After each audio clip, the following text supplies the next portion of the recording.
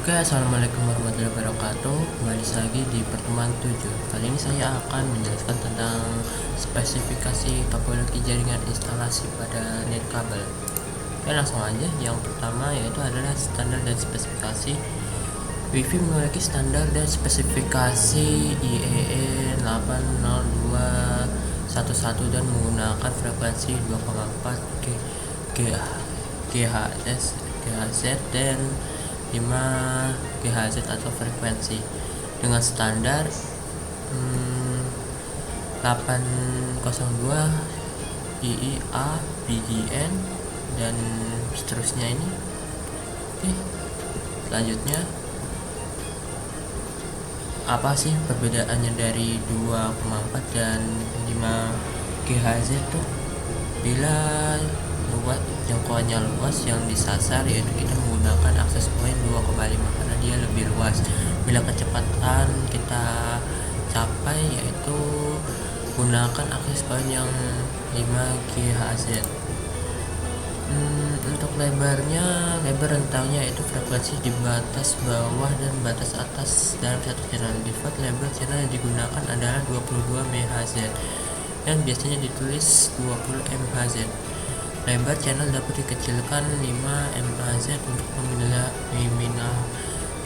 meminimalisir frekuensi atau dibesarkan 40 MHz untuk mendapatkan throughput yang lebih besar.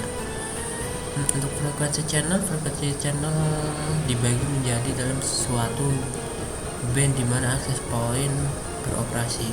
Nilai-nilai channel bergantung pada band yang dipilih, kemampuan wireless card, dan aturan regulasi frekuensi suatu negara.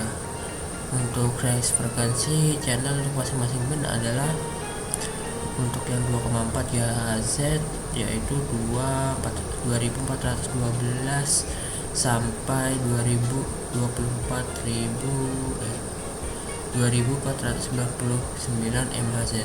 Untuk yang 5 GHz yaitu 4920 sampai dengan 6100 MHz.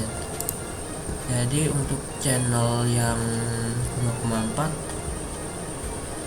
pita frekuensi lebih rendah daripada pita dengan lebar 26 MHz. Untuk yang 2,4 yaitu pita surat frekuensi tengah yang merupakan fungsi utama diagram ini. Pita ini memiliki lebar total 84,5 MHz dari 2400 MHz hingga 2484,5 MHz. Meskipun diagramnya membatasi pita ISM pada 2483,5 MHz, pita ini sering disebut sebagai World Wide Band karena menggunakannya diakui secara luas di seluruh dunia. Untuk yang 5,8 GHz pita frekuensi yang lebih tinggi dengan lebar 125 MHz. Untuk yang 5 GHz dasar dari salurannya yaitu adalah 20 MHz. Ini memiliki unit yang terkecil, misalnya saluran 30 watt, 40, 44, 48 dan seterusnya. Dikarenakan tidak tumpang tindih dengan pita 5 GHz yang lebih bersih daripada 2,4 GHz. Untuk yang 40 MHz dibentuk dengan menggabungkan dua saluran 20 MHz yang meningkatkan kecepatan 2 kali lipat. Untuk yang 80 MHz dibentuk dengan menggabungkan 4 saluran MHz.